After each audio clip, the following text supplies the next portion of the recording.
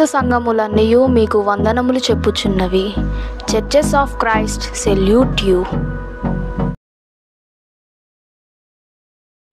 అందరికీ వందనాలు. ఈరోజు వాక్యపట్నముగా పరిశుద్ధ గ్రంథంలో నుండి ప్రసంగి గ్రంథము 5వ అధ్యాయము 5వ వచనం చదువుకుందాము. నీవు మొక్కుకొన్న దానిని చెల్లించుము, నీవు మొక్కుకొని చెల్లింపకుండుట కంటే మొక్కుకొనకుండుటే మేలు. దేవుడి వాక్యాన్ని ఫలింపజేయను గాక. అందరికీ వందనాలు. ప్రార్థన చేసుకుందాం. ప్రార్థన చేసుకుని దేవుని వాక్యాన్ని ధ్యానించుకుందాం. ప్రార్థన. మమ్మల్ని మిక్కిలిగా ప్రేమిస్తున్న మా ప్రియ పరలోకపు తండ్రి, మహోన్నతుడా, పరిశుద్ధుడా, పరమందాసీనుడు అయిన మా కన్న తండ్రి, మీకే స్తుతులు స్తోత్రాలు చెల్లిస్తున్నాం. ఇప్పటి వరకు నీ కృపలో మమ్మల్ని భద్రపరుచుకొని ఈ ఆదివారము ఈ సమయం వరకు మమ్మల్ని సజీవులుగా బ్రతికించి మీ ప్రియకుమారుని సంఘములో చేర్చి ఈ విధంగా మీరు మా ద్వారా ఆరాధింపబడుతున్న విధానమును బట్టి కృతజ్ఞతాస్తుతులు చెల్లిస్తున్నా. తండ్రి, కుడి వచ్చిన ప్రతి బిడ్డను జ్ఞాపకం చేసుకోండి. మేము పాడిన పాటల ద్వారా మీరు మా స్తుతులపై సింహాసీనుడివై ఘనత, మహిమ, ప్రభావంలో పొందినందుకు కృతజ్ఞతాస్తుతులు చెల్లిస్తున్నాం. ఈ సమయంలో నీ మాటలు వినబోచున్నాం.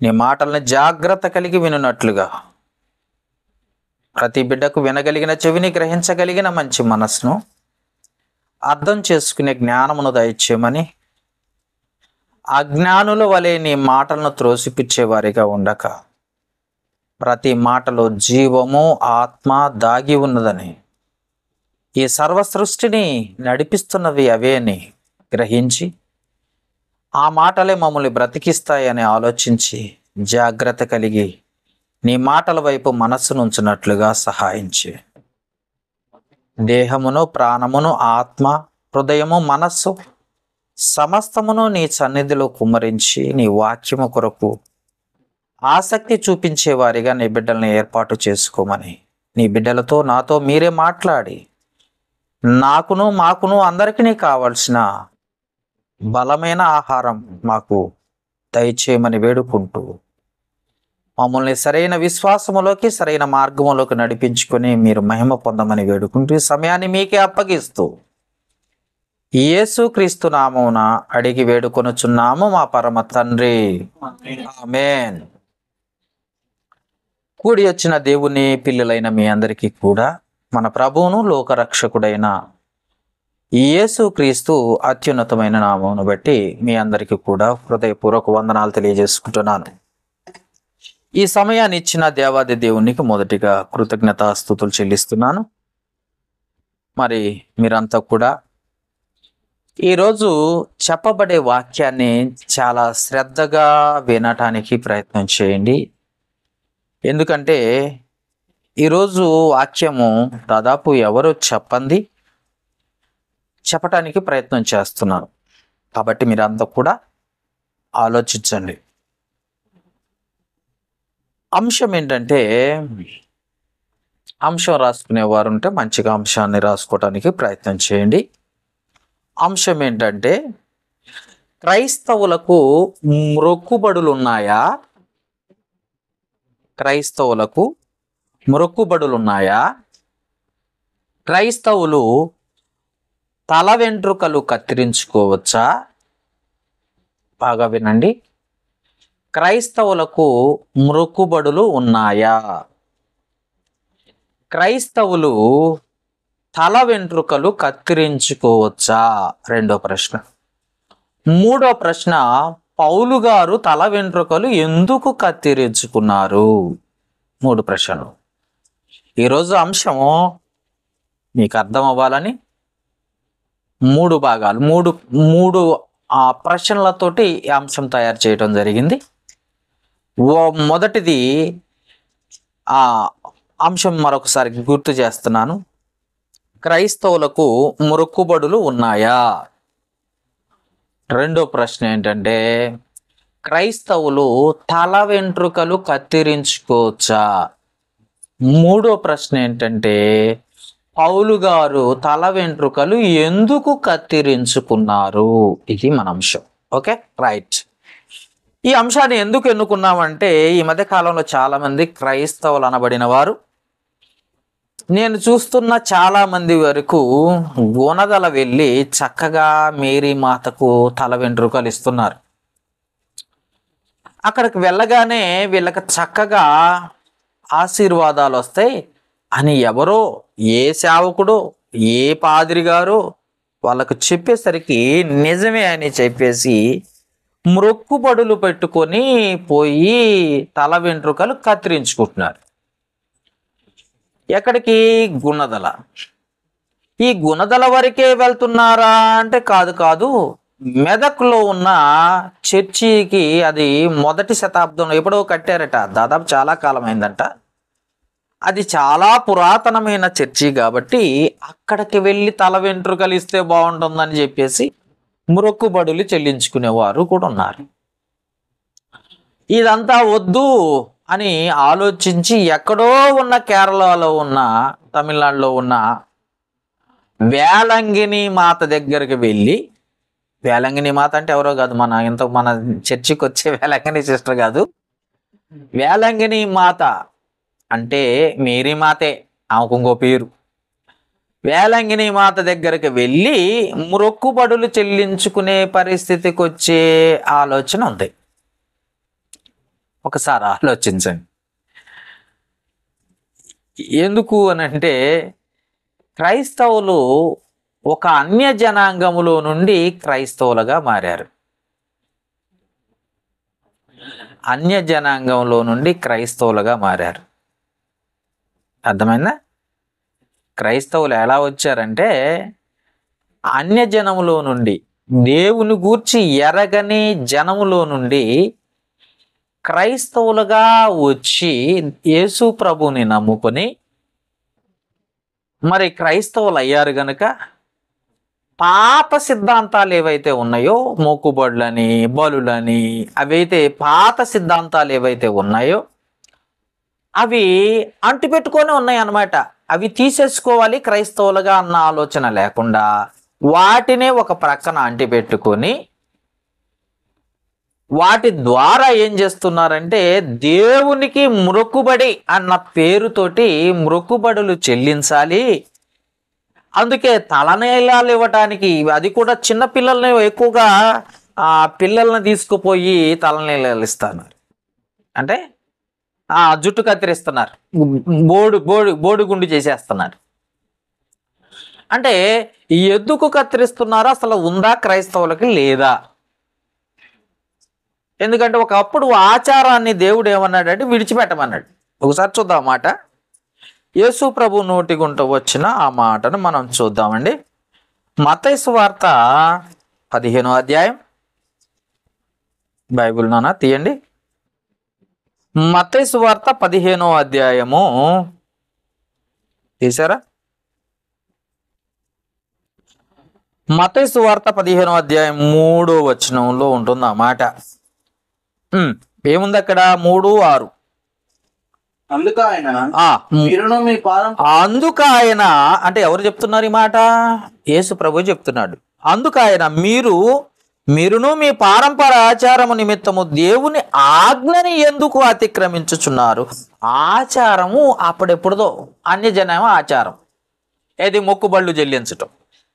ఆ దేవాలయాలకు, ఆ గుళ్ళకు వెళ్ళిపోయి కోళ్ళు కొయ్యటము, మేకలు కొయ్యటము ఇవి ఉన్నాయి కదండి. ఇవన్నీ చేసేవారు ఒకప్పుడు. ఇప్పుడు క్రైస్తవుడిగా నువ్వు మారావు కదా.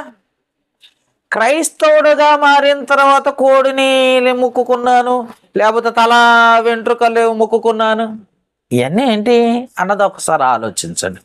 ఇంకొక మాట 6వ వచనం కూడా చదువుకుందాం. మీరు మీ పారంపర్యాచారము నిమిత్తమై దేవుని వాక్యమును నిరర్ధకం చేయుచున్నారని ఎవరు చెప్తున్నారు? యేసు ప్రభు చెప్తున్నారు. ఆచారం కోసం దేవుని వాక్యాన్ని పక్కకు పెట్టావు, నీ తల నీలాల కోసము. ఏది? నీ తల వెంట్రుకలు గుండు కొట్టించుకుంటూ దేవుడు ఆశీర్వదిస్తాడా అండి? అసలు నీకు జుట్టే రాదు అన్నావు అనుకో, వెంటనే ఎవ్వడు కూడా గుండు కొట్టించుకోవడానికి ఇష్టపడ్డావు. అర్థమైందండి? తల వెంట్రుకలు ఇవ్వడానికి ఎవ్వడు కూడా ఇష్టపడ్డు. ఎందుకంటే అవి ఇచ్చేస్తే మళ్ళీ పెరుగుతాయి, ఇచ్చేస్తే మళ్ళీ పెరుగుతాయి.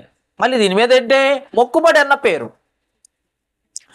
దాన్ని బట్టి మనం ఆలోచించగలిగితే ప్రసంగి గ్రంథంలో పాత నిబంధనలో ఒక మాట రాస్తుంది, ఇందాక చదువుకున్నాం ఒకసారి. 5వ వచనంలో, నీవు మ్రొక్కుకొనిన దాన్ని చెల్లించుము, నీవు మ్రొక్కుకొని చెల్లింపకుండుట కంటే మొక్కుకొనకుండా ఉండుటయే మేలు అని రాసింది. అసలు ఈ మొక్కుబడులు ఎవరివి? క్రైస్తవులవా లేకపోతే ఇజ్రాయేలీలవా? ఇది మనకు బైబిల్ అర్థం కాదు. ఏ పాస్టర్ అయినా క్రొత్త నిబంధన పాస్టర్ గారు కాదు, మొత్తం పాత నిబంధన పాస్టరే. ఎందుకంటే ఆ దశమభాగాలు కూడా పాత నిబంధనే, దశమభాగాలు పాత నిబంధనే. ఆ సంవత్సరానికి ఒకసారి రొట్టె ద్రాక్ష రసం ఇచ్చేది కూడా పాత నిబంధనే. ఏముంది ఏంటంటే అంతే కదా, సంవత్సరానికి ఒకడు యాజకుడు పోయి ఇచ్చేది అది కూడా పాత నిబంధనే. ఈ మొక్కుబళ్ళు కూడా పాత నిబంధనే. కాబట్టి పాత నిబంధన క్రైస్తవులు ఎక్కువైపోయారే కానీ క్రీస్తు రక్తము వలనైనా క్రీస్తు సంఘములో లేదా క్రీస్తు కట్టిన సంఘములో ఉన్న క్రొత్త నిబంధన క్రైస్తవులకి వర్తిస్తాయా అన్న ఆలోచన ఎవరికీ లేదు, ఎవరికీ లేదండి. ఈవెన్ వేరే వేరే చర్చిలకు వెళ్ళే వాళ్ళు కూడా గుణదలు పోవాలి, వేరే వేరే చర్చిలకు వెళ్ళే వాళ్ళు కూడా గుణదలు వెళ్ళాలి, తల వెంట్రుకలు ఇవ్వాలి. ఎందుకంటే మొక్కుబడి. అసలు నువ్వు మొక్కుకోవడానికి నీకు అవకాశమే లేదంటుంటే, అసలు నువ్వే ఒక మొక్కు, అసలు నిన్ను నువ్వు సమర్పించుకోవాలి. క్రైస్తవుడిగా నువ్వు తెలుసుకోవాల్సిన మొట్టమొదటి విషయం ఏంటంటే నువ్వే బలైపోవాలి. నీ జుట్టు కాదు, నీ తల వెంట్రుకలు కాదు. ఎందుకు? ఆల్రెడీ క్రొత్త నిబంధనలో పౌలు గారు హెచ్చరిక చేశారు. ఏమని? రోమీలకు రాసిన పత్రిక 12వ అధ్యాయము 1వ వచనం చదవండి నాన్న. తీయాలి, మీరు తీస్తూ ఉంటే నాకు రెఫరెన్స్లు వస్తూ ఉంటాయి. రోమీలకు రాసిన పత్రిక 12వ అధ్యాయం సహోదరులారా అని చెప్తూ ప్రారంభిస్తూ ఏమన్నారో చూడండి ఒకసారి పౌలు గారు. 12వ అధ్యాయం రోమీలకు రాసిన పత్రిక 12వ అధ్యాయం 1వ వచనం. కాబట్టి సహోదరులారా పరిశుద్ధమును దేవునికి అనుకూలమైన యాగము అంటే బలి. యాగము అంటే అర్థం తెలియదు ఈనాటి క్రైస్తవులకి. యాగము అంటే బలి, సజీవ యాగముగా అంటే బ్రతికుండి బలైపోవాలన్నమాట. శరీరములను ఆయనకు సమర్పించుకొనుటనే. ఇప్పుడు ఏం సమర్పించుకోవాలి? శరీరాన్నే సమర్పించుకోవాలి అంటున్నాడు. దేవునికి ఏం సమర్పించుకోవాలట? క్రైస్తవుడిగా నువ్వేం చేయాలి నాయనా అంటే నీ శరీరాన్ని ఆయనకు సమర్పించుకోవాలి. జుట్టు కాదు, తల వెంట్రుకలు కాదు. ఎవర్రా నువ్వు? ఎంత దరిద్రమైన బోధ! ఆ డినామినేషన్ మరి అర్థం కాదు. ఎందుకనంటే వాక్యం ఏం చెప్తుంది, అసలు బైబిల్ ఏం చెప్తుంది? ఆ మొక్కుబడులు ఎవరివి? ఇజ్రాయేలీలవి, యూదులవి. నువ్వు క్రైస్తవుడు, క్రీస్తు రక్తమందు కడగబడిన క్రీస్తు సంఘ సభ్యుడివి. అర్థమైందండి? మొక్కుబడులు ఎవరివి? ఇజ్రాయేలీలవి. చెప్దాం, అది కూడా చదువుదామండి. అది చదివే ముందు ఈ రోమీలకు రాసిన పత్రికలో 9వ అధ్యాయం తీద్దాం ఒకసారి. కొన్ని విషయాలు ఇక్కడ కూడా అవి మనవి కావని చెప్తా ఉంటారు పౌలు గారు. చూద్దాం 9వ అధ్యాయము. రోమా అపోస్తలుడైన పౌలు గారు రోమా పట్టణములో ఉన్న క్రీస్తు సంఘానికి పత్రిక రాస్తూ 4వ వచనం నుండి చదువుకుందామా? 9వ అధ్యాయం 4వ వచనం నుండి.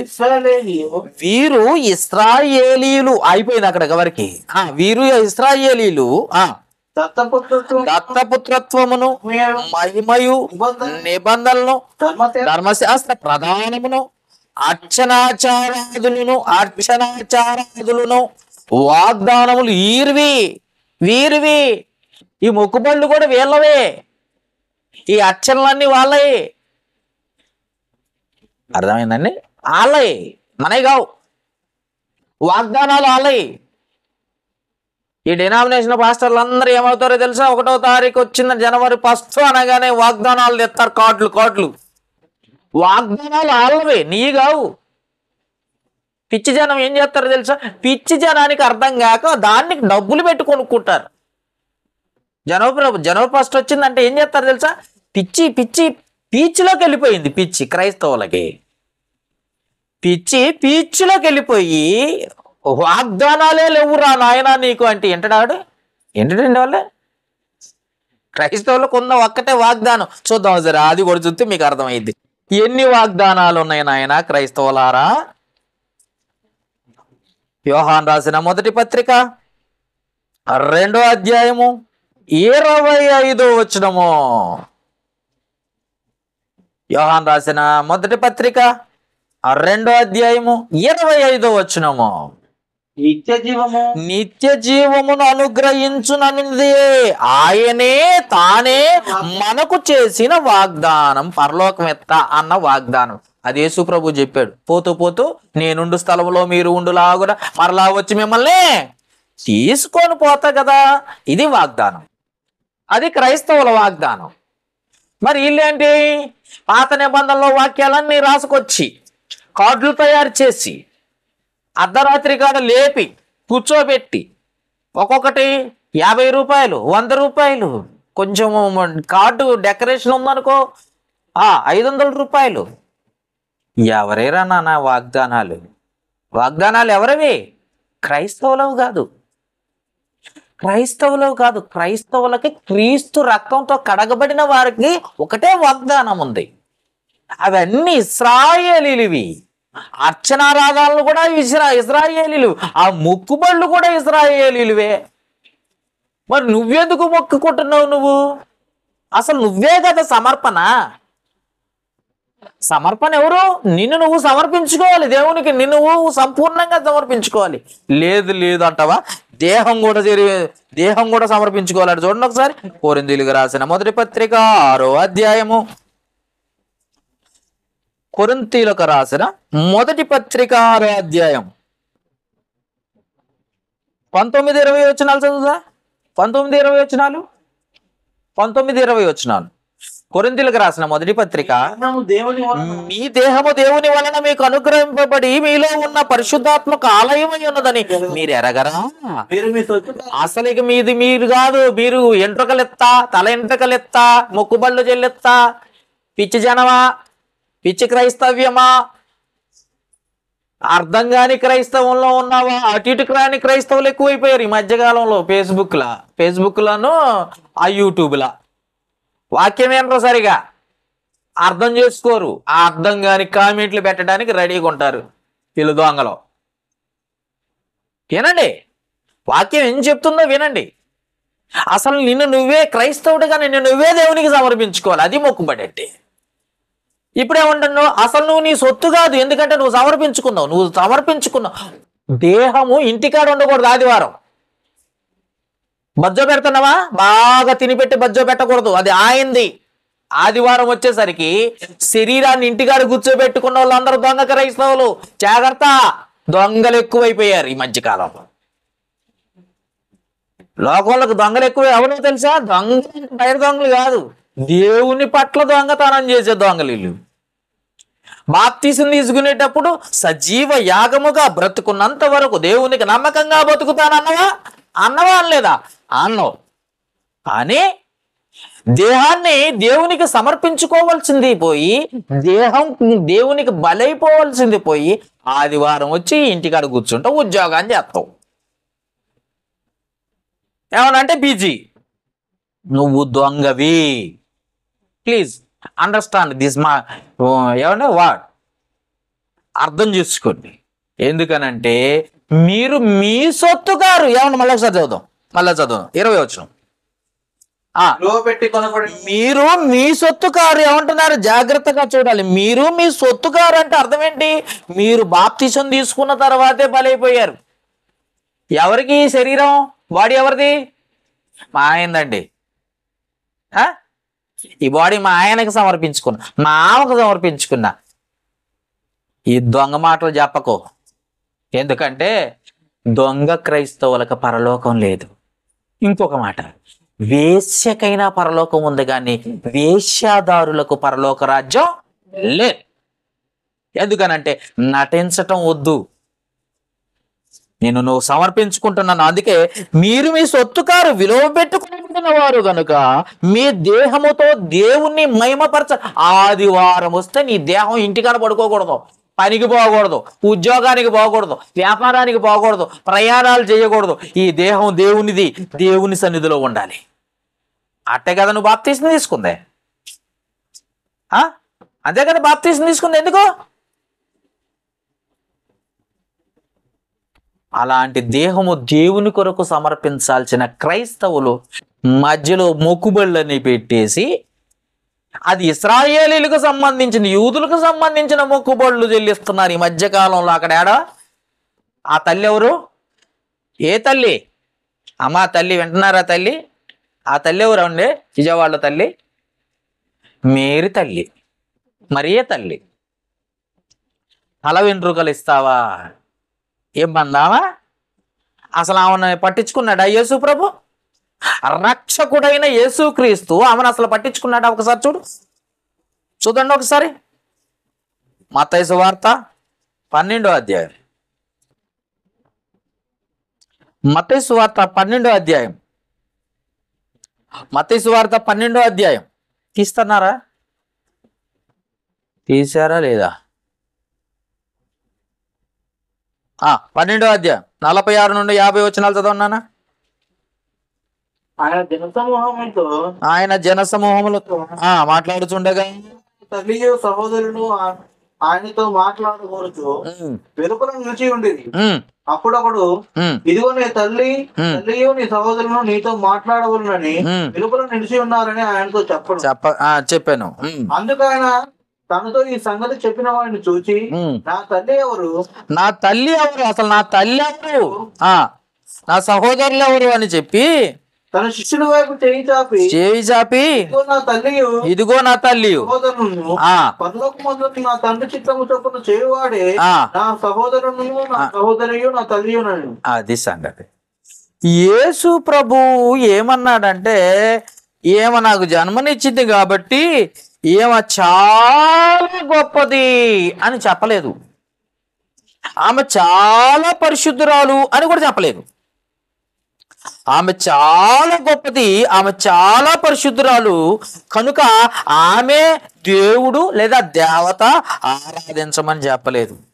ఎవరు నా తల్లి, ఎవరు నా తండ్రి, ఎవరు నా సహోదరులు, ఎవరు? ఇదిగో ఇక్కడున్న వారే, నా వాక్యమును అంగీకరించు వారే నా సహోదరియు నా తల్లియు అన్నాడు, నా తండ్రియు అన్నాడు. వీళ్ళేమంటున్నారు? యేసు ప్రభువుని కన్నది గనుక ఆమె నిజమైన సేవకురాలు అని ఒక బోర్డు ఒకటి తగిలిచ్చేసి ప్రభు వాక్యాన్ని పక్కగా పెట్టేసి సొంత బైబిల్. ఈ మధ్యకాలంలో మొన్న ఒక సహోదరి అంటుంది, ఏమంటుందో తెలుసా? మా బైబిల్ వేరు, మీ బైబిల్ వేరట. మా బైబిల్ వేరు, మీ బైబిల్ వేరు. అమ్మా, మీ ఆర్సిఎం బైబిలు గుంటూరు పీఠాధిపతి గాలి బాలి అనే ఆయన రాశాడమ్మా. మా బైబిలు దేవుడు రాయించాడు, దేవుడు రాయించాడు. మీ బైబిల్ని ఎవరు రాయించారు తెలుసా? గుంటూరు పీఠాధిపతి గాలి బాలి. అతని పేరేంటో తెలుసా? గాలి బాలి. ఆయన రచించాడు. కానీ మా బైబిలు పరిశుద్ధ గ్రంథము, పరిశుద్ధాత్మ ప్రేరేపణతో దేవుని వలన రాయించబడింది. ఇది జ్ఞాపకం చేసుకో. అంతేగాని ఆమె గొప్పదని చెప్పలేదు. ఆమె కూడా యేసుక్రీస్తు నామములోనే బాప్తిసం తీసుకుంది. అర్థమైందా? ఆమె కూడా యేసుక్రీస్తు నామములోనే బాప్తిసం తీసుకుంది. అలాంటిది ఆమె దేవత ఎలా అయింది? ఇంకో ప్రశ్న, యేసు పుట్టిన తర్వాత ఆమె ఎవరిని కనలేదా? ఈ ప్రశ్నలన్నీ చాలా జాగ్రత్తగా వినాలి. మరియకి యేసుని కన్న తర్వాత ఇంకెవరు పుట్టలేదా? ఇంకా కన్యకేనా?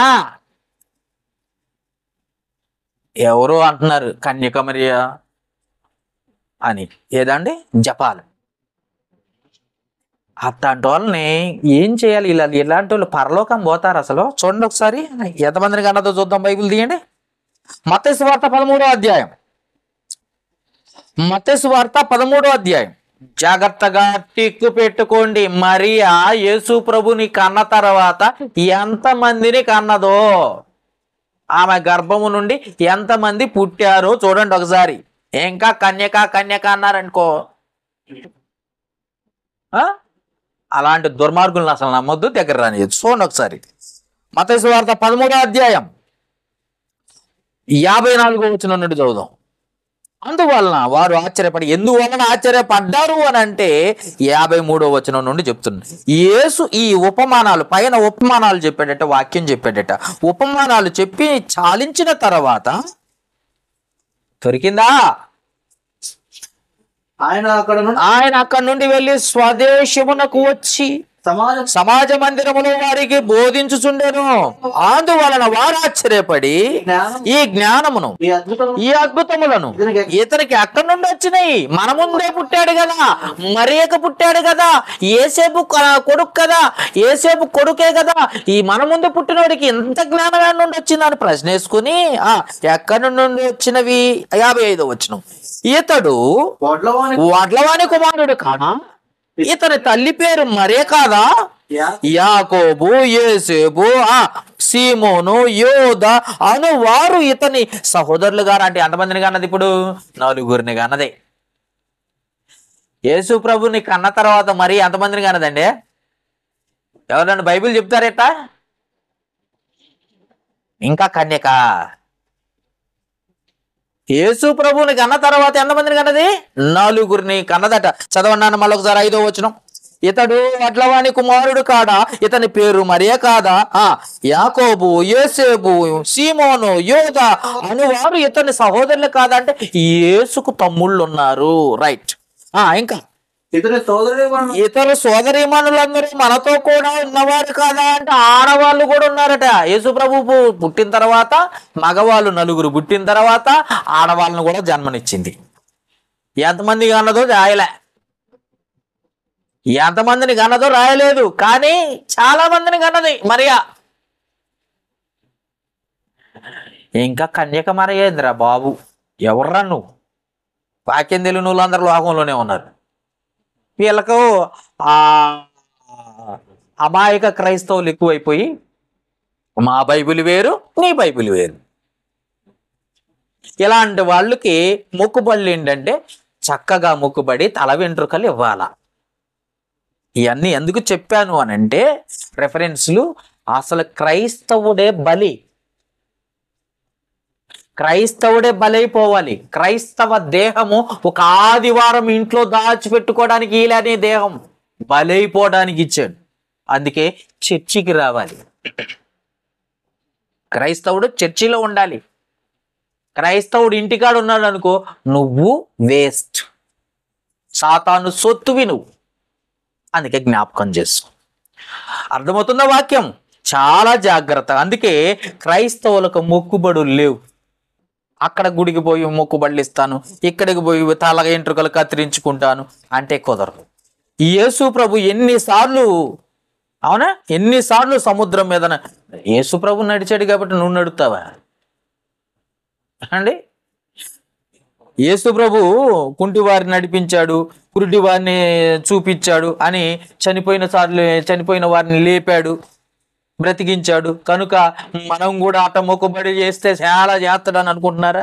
దొంగ క్రైస్తవులు ఎక్కువైపోయారు. జాగ్రత్త. కేవలం కొన్ని సందర్భాల్లో ఒక విషయం చెప్పాలంటే, యేసు ప్రభు చేసిన అద్భుతాలన్నీ కూడా కేవలం కొన్ని సందర్భాల్లో మాత్రమే చేశాడు. అర్థమైందా? ఉదాహరణ చెప్తాను. కుంటి వాళ్ళు చాలా మంది ఉన్నారు లోకంలో, కానీ ఆయన దగ్గరకు వచ్చిన కొద్ది మందినే స్వస్థపరిచాడు. అందరు ఎందుకు స్వస్థపరచలేదు? స్వస్థపరచలేదు. గుడ్డివారు ఉన్నారు, అనేకులు ఉన్నారు, కానీ అందరినీ దేవుడు స్వస్థపరచలేదు, అందరికీ చూపునివ్వలేదు.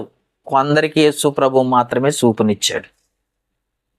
ఈ ఎగ్జాంపుల్, ఇంకా ఎగ్జాంపుల్ కావాలండి అని అంటావేమో. ఇంకా ఎగ్జాంపుల్ కావాలా? లాజరు చనిపోయిన తర్వాత తిరిగి లేపాడు. చనిపోయిన వాడిని తిరిగి లేపాడు. లేచిన లాజర్ని బ్రతికించాడు. చనిపోయిన లాజర్ని బ్రతికించాడు. చనిపోయిన లాజర్ని బ్రతికించాడు. బ్రతికించిన లాజర్ మళ్ళీ చనిపోలేదా? మళ్ళీ తిరిగి లేపాడా? ఒక్కసారే. యాయీరు కుమార్తె చనిపోయింది, తిరిగి లేపాడా? లేపాడు. మళ్ళీ చనిపోలేదా? చనిపోయింది. విధవరాలు కుమారుణ్ణి కూడా బ్రతికించాడు. మళ్ళీ చనిపోలేదా? చనిపోయింది. అంతేగాని నువ్వు అలా చేస్తాను ఇలా చేస్తాను. పాస్టర్లు కూడా ఇట్లా తయారైపోయారు. పాస్టర్లు కూడా ఇలాగే ఉన్నాయి. దేవుని నమ్ముకోండి, మొక్కుబడి చెల్లించుకోండి, ఖచ్చితంగా దేవుడు చేస్తాడు అని చెప్తారు. కాబట్టి మొక్కుబడులు ఎవరివి? క్రైస్తవులేగావు. బాగా గుర్తుపెట్టుకోండి, క్రైస్తవులేగావు. మనం బతికేదే దేవుని కోసం. ఒకసారి ఆ మాట కూడా చదువుదాం. ఎక్కడ? గలతీయులకు రాసిన పత్రిక 2వ అధ్యాయము 20వ వచనం. పౌలు గారు చెప్తున్న మంచి మాట, మనకు కూడా వర్తించే మాట. మొక్కుబళ్ళు మనమే కావు, మనమే దేవునికి సమర్పించుకున్నాం. మనమే కావాలని కోరుకుంటాడు దేవుడు. 2వ అధ్యాయం 20వ వచనం, నేను క్రీస్తుతో కూడా సిలువ, ఎప్పుడైతే బాప్తిసం తీసుకున్నావో అప్పుడే నేను క్రీస్తుతో కూడా సిలువ వేయబడి ఉన్నాను. ఇకను జీవించువాడను నేను కాను, క్రీస్తే నా యందు జీవించుచున్నాడు. నేనిప్పుడు శరీరమందు జీవించుచున్న జీవితము నన్ను ప్రేమించి నా కొరకు తను తాను అప్పగించుకున్న దేవుని కుమారుని యందలి విశ్వాసము వల్ల జీవిస్తున్నానే తప్ప ఇదిగో ఎంజాయ్ చేయడానికి కాదు. బాప్తీసం తీసుకున్న తర్వాత చాలా మంది ఏం చేస్తారు తెలుసా? ఎంజాయ్మెంట్. పార్టీలకి, పబ్బులకి, ఫ్రెండ్స్తో తాగటానికి, తిరగటానికి. వీడెందుకు బాప్తీసం తీసుకున్నా అర్థం కాదు. చాలా మంది ఘాటుకు తగులుతూ ఉంటాయి మాటలు. సారీ, ఏమనుకోవద్దు, ఇది చెప్పాల్సి వచ్చింది అంతే. ఎందుకు బాప్తీసం తీసుకున్నావు? జీవించు జీవితము దేవుని కొరకని అనుకోలేదా నువ్వు? నువ్వు బలైపోవడానికి కాదు ఆ బాప్తిసం తీసుకుంది. దేహాన్ని దేవుని సన్నిధిలో కుమ్మరించడానికి కాదు ఆ బాప్తిసం తీసుకుంది. మరి ఎందుకు తీసుకున్నావు? అందుకే నిన్ను బట్టే కదా అన్యజనుల్లో మీ కుటుంబం అంతా చర్చికి పోతున్నా, నువ్వేంట్రా ఇలా తాగుతున్నావు, నువ్వేంటమ్మా ఇలా మాట్లాడుతున్నావు అంటే అర్థం ఏంటి? నిన్ను బట్టి అన్యజనుల మధ్య దేవుని నామం దూషణ పాలవుతుంది. నిన్ను విడిచిపెట్టడు బిడ్డ, నిన్ను విడిచిపెట్టడు. ఎందుకని నువ్వు క్రైస్తవుడు బలైపోవడానికి. ఇంకా ఫిలిప్పీయులకు రాసిన పత్రిక 1వ అధ్యాయం 21వ వచనం. ఫిలిప్పీయులకు రాసిన పత్రిక, నా మట్టుకైతే బ్రతుకుట క్రీస్తుకు, చావైతే లాభం. అది మన బ్రతుకు. మొక్కుబళ్ళు చెల్లించటం కాదు, మనమే చచ్చిపోవటం కోసం, మనమే క్రీస్తు కొరకు బలైపోవటానికి వచ్చాం. మనమే క్రీస్తు కొరకు బలైపోవడానికి సిద్ధపడ్డాం. అందుకు బాప్తీసం తీసుకున్నాం. మొక్కుబళ్ళు చెల్లించడానికా? మొక్కుబళ్ళు చెల్లిస్తావా? తల వెంట్రుకలు ఎత్తావా? పిచ్చోడు వెనవేమన్నా? ఎట్ట తయారయ్యారండి క్రైస్తవులా? మళ్ళీ ఆడ తిరణాలంట. తిరణాల ఏమంట? జాతర తిరణాల. మొక్కుబళ్ళు, జాతరలు, తిరణాలు ఎక్కడ ఎవరు జరుగుతాయి? అన్యజనుల్లో జరుగుతాయి. ఇవి హైందవ సోదరులు చేస్తూ ఉంటారు అలాంటివి. నువ్వు క్రైస్తవుడు, న్యూ టెస్టిమెంట్ క్రొత్త నిబంధన క్రైస్తవుడివి. యూదుడివి కాదు, ఇశ్రాయేలుడివి కాదు. అసలు నీ పుట్టుకే ఇండియా. ఇక నువ్వు దేవుణ్ణి నమ్ముకున్నావు నువ్వు క్రైస్తవుడు కానీ నువ్వు కొత్త నిబంధన ప్రకారం ఉండాలి. మొక్కుబళ్ళు నీకెందుకు? మొక్కుబళ్ళు నీకెందుకండి? అసలు నువ్వే బలైపోవడానికి కదా ఉంది. అంటే క్రైస్తవులకు ఇప్పుడు మొక్కుబళ్ళు ఉన్నాయా? లేవు. క్రైస్తవులకు మొక్కుబడులు లేవు. ఎందుకంటే క్రైస్తవులే మొక్కుబడైపోయారు, దేవునికి బలైపోయారు. తల వెంట్రుకలు ఇయ్యొచ్చా? తల వెంట్రుకలు ఇయ్యొచ్చా? అసలు నువ్వే బలైతే తల వెంట్రుకలు ఏంటి? నీ తల మొదలుకొని అరికాలు మొదలుకొని నడినెత్తి వరకు నువ్వే దేవునికి బలి. సజీవ యాగముగా నిన్ను నువ్వు దేవునికి సమర్పించుకో అన్నాడు. అది క్రైస్తవులే. అసలు బాప్తీసం ఎలా? అసలు బాప్తీసం లేకుండా నువ్వు ఉంటే అప్పుడు నువ్వు చేసుకో మొక్కుబళ్ళు. బాప్తీసం తీసుకున్న తర్వాత ఈ మొక్కుబళ్ళు పనిచేయవు, ఈ మొక్కుబళ్ళు లేవు, ఈ తల వెంట్రుకలు లేవు. అర్థమైందా? క్రైస్తవులకు తల వెంట్రుకలు లేవు, మొక్కుబళ్ళు లేవు. ఇప్పుడు మనకు వచ్చిన పెద్ద ప్రశ్న ఏంటంటే, పౌలు గారు ఎందుకు గుండు కొట్టించుకున్నాడు, తల వెంట్రుకలు ఇచ్చాడు? ఇది ప్రశ్న, మెయిన్ హెడ్డింగ్. ఎప్పటి వరకు చెప్పిందంతా మన గురించి అయితే, మరి పౌలు గారు అయ్యా బైబిల్లో ఉంది కదా తల వెంట్రుకలు ఇచ్చినట్టుగా, గుండు కొట్టించుకున్నట్టుగా, ఎందుకు అని ప్రశ్నిస్తే ఇప్పుడు మనం అసలు సబ్జెక్టులోకి వెళ్దాం రండి. అపోస్తుల కార్యముల గ్రంథము 15వ అధ్యాయం. అపోస్తుల కార్యముల గ్రంథము 15వ అధ్యాయం 1 నుండి 2-3 వచనాలు చదువుదాం. అపోస్తుల కార్యముల గ్రంథము తీయండి. పౌలు గారు ఎందుకు తల వెంట్రుకలు మన భాషలో ఏమని చెప్పాలి, గుండు కొట్టించుకున్నాడు. ఇదే మన పాయింట్. క్రైస్తవులకైతే మొక్కుబడులు లేవు, తల వెంట్రుకలు లేవు, క్రైస్తవులే బలి. ఇది నువ్వు వింటే ఇప్పుడు చూద్దాం. తీసారా? అపోస్తల కార్యముల గ్రంథము 15వ అధ్యాయము 1 నుండి చదువుదాం. పౌలు గారి మీద ఫిర్యాదులు. ఏంటా ఫిర్యాదులు చూద్దాం. అయ్యా తీసారా? తర్వాత రాసుకోండి, ముందు చదవండి అయ్యా, లేట్ అయింది. పౌలునకును 1వ వచనం నుండి, కొందరు యోదయ నుండి వచ్చి మీరు మోషే నియమించిన ఆచారము చొప్పున సున్నతి పొందితేనే గాని రక్షణ పొందలేరని సహోదరునికి బోధించిరి. వీళ్ళెవరో తెలుసా? యూదులు, కొత్తగా నమ్ముకున్న యూదా జనంలో నుండి వచ్చిన క్రైస్తవులట. ఏమంటున్నారో తెలుసా? వాళ్ళ ఆచారం ఇంతకు ముందు ఉంది కదా, ధర్మశాస్త్ర ఆచారం, సున్నతి పొందితే రక్షణ, పాత నిబంధన ప్రకారం ఆచారం. మీకు అర్థమైందా? వచ్చేసి సంఘంలో చెబుతున్నారంట. ఏమని చెప్తున్నారు చూడండి. కొందరు యోదయ నుండి వచ్చి ఏమంటున్నారు? యోదయ అంటే యూదులు. మోషే నియమించిన ఆచారము చొప్పున సున్నతి పొందితేనే గాని రక్షణ పొందలేరని సహోదరులకు బోధిస్తున్నారట. క్రొత్త నిబంధన సంఘానికి బోధిస్తున్నారట. అర్థమైందండి? అపోస్తల కార్యంలో 15వ అధ్యాయంలో ఏమంటున్నారు? బయట నుండి వచ్చావు, క్రీస్తుని అడిగి నమ్మావు, బాప్తిసం పొందావు, క్రైస్తవుడిగా క్రొత్త నిబంధన ప్రకారం నడుచుకోవాలి. వీళ్ళకి ఏం పెట్టిందంటే పాతన ఆచారం ఒకటి ఉందో చూసావు, సున్నతి పొందితేనే రక్షణ అని. సున్నతి అంటే ఆ మొదటి శతాబ్దంలో, ఇప్పుడు కాదండి, ఇది జరిగింది మొదటి శతాబ్దంలో, బైబిల్ రాసింది మొదటి శతాబ్దంలో. ఆ మొదటి శతాబ్దంలో యూదులు ఏం చేశారంటే క్రైస్తవులుగా మారారట. దేవుని తెలుసుకొని దేవునిలోకి వచ్చారు.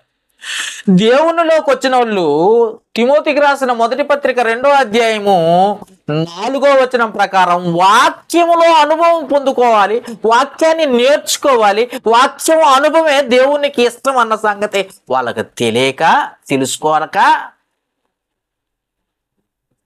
అర్థమైందా? తెలుసుకోనక ఏం చేస్తున్నా తెలుసా? అటు ఇటు కాని బోధ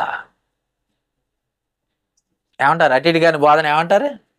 అటు పూర్తిగా తెలియదు, ఇటు ఏమంటే అసలు తెలియకుండా లేదు, కొంచెం తెలిసి కొంచెం తెలియలేదు. చాలామంది పాస్టర్లు ఎలాగనే ఉన్నారండి. చాలామంది చావు, కొంతమందికి తెలిసింది, కొంత వాక్యం తెలుసు, కొంత తెలియదు. మళ్ళీ పెద్ద పాస్టర్, పెద్ద చర్చి.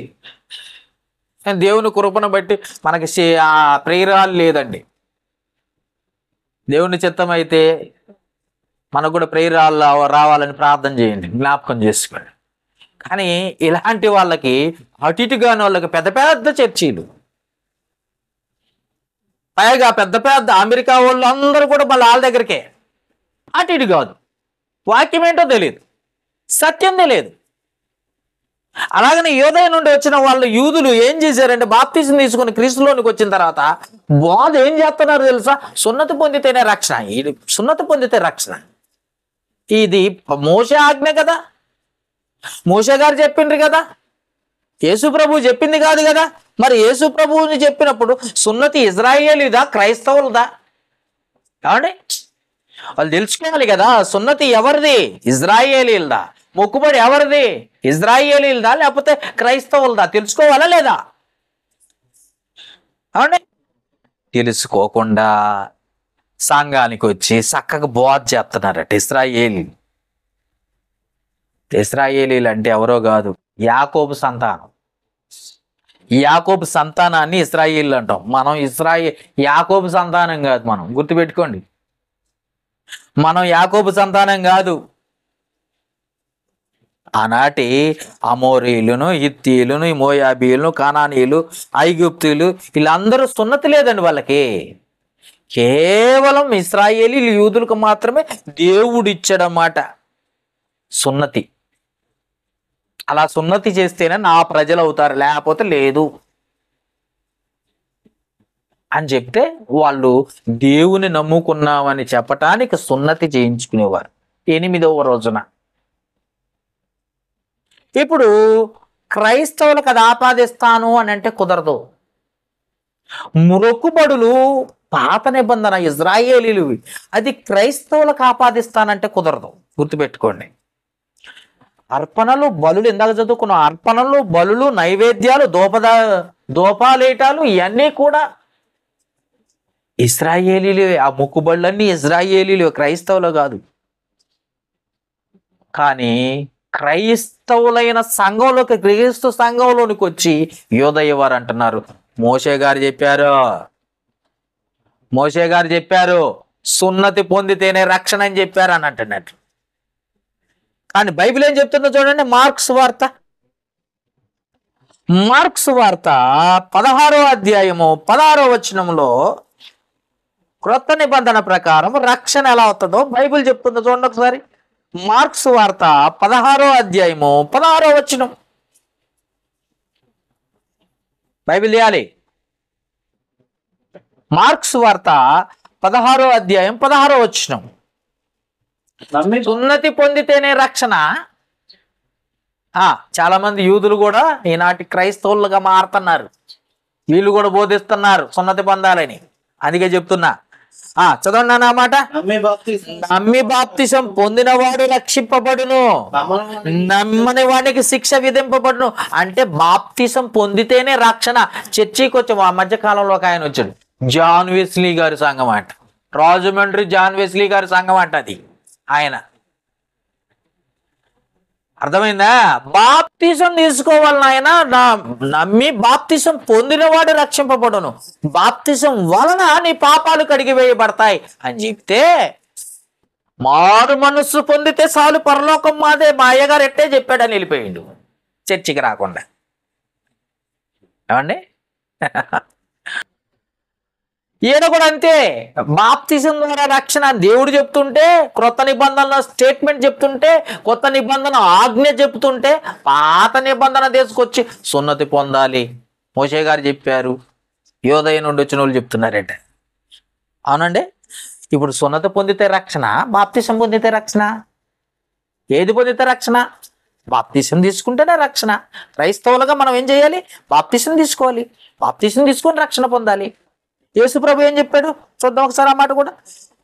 యోహాను సువార్త 3వ అధ్యాయం 5వ వచనం. యోహాను సువార్త తీయాలి 3వ అధ్యాయం 5వ వచనం. యోహాను సువార్త 3వ అధ్యాయం 5వ వచనం. ఏం రాసింది అక్కడ? యోహాను సువార్త 3వ అధ్యాయం 5వ వచనం తీసారా? తీయాలి. ఒకడు నీటి మూలముగాను ఒకడు నీటి మూలముగాను ఆత్మ మూలంగాను జన్మించితేనే గాని దేవుని రాజ్యములో ప్రవేశింపలేడని నీతో నిశ్చయముగా ఖచ్చితముగా చెప్పుచున్నాను. అంటే నీటి ద్వారా ఆత్మ ద్వారా జన్మించాలి, బాప్తిసం పొందాలి, అప్పుడు నీకు రక్షణ వస్తుంది. అంతే కదండి. రక్షణ ఎలా వస్తుంది క్రైస్తవులకి? మారు మనసు ద్వారా. మారు మనసు ద్వారా రక్షణ రాదు. ఈ పాస్టర్లు చెప్పిన మాటలు వినకండి, బైబిల్ చెప్పింది వినండి, దేవుని వాక్యం చెప్తుంది వినండి. గ్రంథము నీకు ఇచ్చాడు దేవుడు, గ్రంథం బోధిస్తుంది. బాప్తిసం తీసుకుంటే రక్షణ. మారు మనసు పొందితేనో చర్చికి వచ్చి కూర్చుంటేనో నీకు రక్షణ లేదు. రైట్. ఇంకొక మాట, పేతురు రాసిన మొదటి పత్రికలో, పేతురు రాసిన మొదటి పత్రిక 3వ అధ్యాయం 21వ వచనం. 3వ అధ్యాయం 21వ వచనం. దానికి సాదృశ్యమైన బాప్తిసము ఇప్పుడు మిమ్మల్ని రక్షించుతున్నాం. అంటే బాప్తిసమే రక్షిస్తుంది. ఇప్పుడు మన రక్షించేది ఏంది? బాప్తిసమే మనల్ని రక్షిస్తుంది. పాపాల నుండి మనల్ని రక్షించేది ఏంటి? బాప్తిసమే, సున్నతి కాదు. అంతే కదండి. సున్నతి కాదు.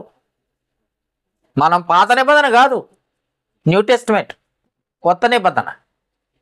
రైట్. ఇంకా చూద్దాం. అపోస్తల కార్యములు 2వ అధ్యాయము.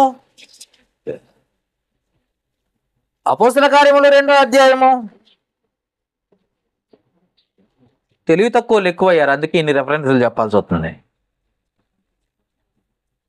మారు మనసు పొందితే రక్షణ, చర్చికి వస్తే రక్షణ, సందా ఎత్తే రక్షణ, ఇది కాదు. బైబిల్ ఏం చెప్తుందో చూడండి ఒకసారి. 2వ అధ్యాయం 37-38 వచనాలు. వారు ఈ మాట విని హృదయములో నొచ్చుకుని, అంటే పేతురు గారు లేచి వాక్యం బోధించినప్పుడు, అవునా, 14వ వచనంలో ఉంటుంది ఆ మాట. పేతురు గారు లేచి వాక్యం బోధించాడని. లేచి బోధించినప్పుడు అక్కడ జరిగిన సందర్భం ఏంటంటే, వారి మనస్సులో ఈ వాక్యం పడి నొచ్చుకున్నారట. నొచ్చుకుని ఏమంటున్నారు? 37వ వచనం. వారు ఈ మాట విని హృదయములో నొచ్చుకొని, సహోదరులారా మేమేమి చేతుమని పేతురును కడమ అపోస్తలును అడగగా 38వ వచనం.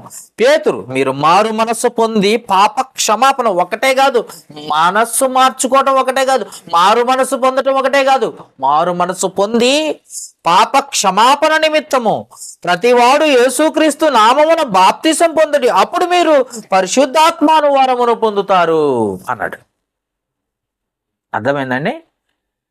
మీరు బాప్తిసం తీసుకోవాలి. బాప్తిసం లేకుండా రక్షణ లేదు. బాప్తిసం ద్వారా బాప్తిసం తీసుకోవాలి. బాప్తిసం ద్వారానే మీకు రక్షణ. అవునే, అంతే కదా? లేదు కొర్నేలి ఇంట్లో అట్లా జరగలేదు అన్నారు ఒక ఆయన. చూడండి, అది కూడా 10వ అధ్యాయం, అపోస్తల కార్యములు 10వ అధ్యాయం 47-48 వచనాలు చూడండి. కొర్నేలి ఇంట్లో అలా జరగలేదా? బాప్తిసం ఇవ్వలేదా? ఇక్కడ అన్యులు తీసుకున్నారు. కొర్నేలి అన్యుడు, అక్కడ యూదులు తీసుకున్నారు. అక్కడ చెప్పిందంతా యూదులు, యూదా జనాంగం, ఇశ్రాయేలీయుల జనాంగం. ఏడెవరికి చెప్తున్నారు? ఏడెవరికి? అన్ని జనాంగానికి. ఇది కూడా వీళ్ళు కూడా బాప్తిసం తీసుకోవాలి. చూడండి ఒకసారి. తీసారు అపోస్తల కార్యములు 10వ అధ్యాయము 47-48 వచనాలు. అందుకు పేతురు, మనవలే పరిశుద్ధాత్మను పొందిన వీరు బాప్తిసము పొందకుండా ఎవడైనా నీళ్లకు ఆటంకం చేయగలడా అని చెప్పి యేసుక్రీస్తు నామమందు వారికి బాప్తిసం పొందవలన ఆజ్ఞాపించును. తర్వాత కొన్ని దినములు తమ యొద్ద ఉండమని వారు అతన్ని వేడుకున్నారు. బాప్తిసం తీసుకున్నారు వాళ్ళు. బాప్తిసం లేకుండా రక్షణ లేదు. ఇక్కడ అన్ని జనాలను తీసుకున్నారు, అన్ని జనాంగం తీసుకున్నారండి. అక్కడ యూదులు ఇశ్రాయేలీలు తీసుకున్నారు బాప్తిసం. ప్రపంచంలో యూదుడైనా, గ్రీసు దేశస్థుడైనా, అన్యుడైనా, ఉర్దూవాడైనా, ఎవరైనా సరే బాప్తిసం తీసుకుంటేనే రక్షణ. సున్నతి పొందితే రక్షణ కాదు. మీకు అర్థమైందా? ఇప్పుడు పాయింట్కి వద్దాం. 15వ అధ్యాయం వీళ్ళు ఏం చేస్తున్నారు చూద్దాం రండి. అపొస్తల కార్యముల గ్రంథము 15వ అధ్యాయం 2వ వచనము 1-2 వచనాల్లో, కొందరు యోదాయ నుండి వచ్చి మీరు మోసే నియమించిన ఆచారము చొప్పున సున్నతి పొందితేనే గాని రక్షణ పొందలేరని సహోదరులకు బోధించిరి. చూసారా, సున్నతి పాత నిబంధన, కొత్త నిబంధన బాప్తీసం. కానీ వీళ్ళు ఏం చేస్తున్నారంటే పాత ఆచారాలు కంటిన్యూ చేస్తున్నారు, ఈ మొక్కుబడిలాగా. చదవండి అన్న, దొరికిందా మీకు? 15వ అధ్యాయం 2వ వచనం, పౌలునకును బర్నబాగును మరి వారితో విశేష వాదమును తర్కమును కలిగినప్పుడు ఈ అంశం విషయమై పౌలును బర్నబాయు తమలో వారి కొందరు యెరూషలేమునకును అపోస్తలుల యొద్దకును పెద్దల యొద్దకును వెళ్ళవలెనని సహోదరులు నిశ్చయించారు. వీళ్ళేమో బాప్తిసం చేసుకుంటేనే రక్షణ అని పౌలు గారు బర్నబా గారు చెప్తున్నారు, వాళ్ళేమో సున్నతి పొందితేనే రక్షణ అని వాళ్ళు వచ్చారు. వీళ్ళంతా జరిగేది ఎక్కడో తెలుసా? క్రీస్తు సంఘంలోనే. సంఘంలో జరుగుతుందని డిస్కషన్, వాదనలు జరుగుతున్నాయి అంటే మామూలు కాదు. సంఘం చెడిపోవడానికి కారణం ఏంటంటే ఇదే. ఎలాంటి వాదనలు జరుగుతున్నాయి? పెద్ద వాదనలు జరుగుతున్నాయి. వాదనలు జరుగుతుంటే ఆడేం జరుగుతుంది? వాదనలో మాది గొప్పదంటే మాది గొప్పదంటే అప్పటికి బైబిల్ ప్రింట్ కాలేదు. కాబట్టి వాదనలు జరుగుతుంటే, డిస్కషన్లు జరుగుతుంటే, పౌలు గారు పరిశుద్ధాత్మ ప్రేరేపణతో వాక్యం చెబుతుంటే వినకుండా మోషే గారు చెప్పిందే రైట్ అని వాదనలు జరుగుతుంటే వీళ్ళందరూ ఏమనుకున్నారో తెలుసా? ఇక లాభం లేదు, మనము యెరూషలేము వెళ్దాం. ఎందుకో తెలుసా? మొట్టమొదట బాప్తిసం తీసుకున్న వాళ్ళు ఎవరో 3000 మంది యెరూషలేములోనే. అది ఆదిమ సంఘం, అది మొదటి క్రీస్తు సంఘం స్థాపించబడింది యెరూషలేములో. క్రీస్తు శకం 33వ సంవత్సరంలో అక్కడ స్థాపించబడింది. అది ఆదిమ సంఘం. ఆదిమ సంఘం దగ్గరికి వెళ్ళి తెలుసుకుందాం, ఎక్కడ కాదు. మనం తెలుసుకోవాల్సింది ఎక్కడో తెలుసా? మనం తెలుసుకోవాలంటే బైబిల్లో. కానీ వాళ్ళకి అప్పుడు బైబిల్ లేదు కాబట్టి వాళ్ళు ఎక్కడికి వెళ్ళారట? ఆదిమ సంఘం దగ్గరికి వెళ్ళారట. చదవండి నా మాట. 3వ వచనం, 2వ వచనం కంటిన్యూ చేయనా? పౌలునకును బర్నబాగును వారితో విశేష వాదం అంటే వాద తర్కవాదం జరుగుతుంది. తర్కవాదమును కలిగినప్పుడు ఈ అంశము విషయమై పౌలును బర్నబాయు తమలో కొందరు యెరూషలేమునకు అపోస్తలును, అక్కడ ఉన్నారు అపోస్తలు ఉన్నారట యెరూషలేములో, అపోస్తల యొద్దకును పెద్దల యొద్దకును వెళ్ళవలని సహోదరుల్ని నిశ్చయించిరి. కాబట్టి వారు సంఘము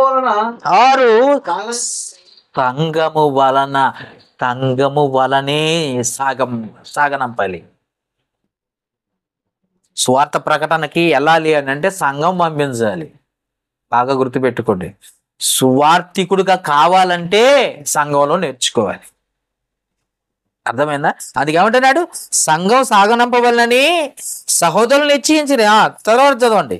పెనీకే సమరయ దేశమును ద్వారా వెలుచు అనజనులు దేవుని వైపు తిరిగి తెలియపరిచి సహోదరుల అందరికి మహా సంతోషం కలుగజేసింది.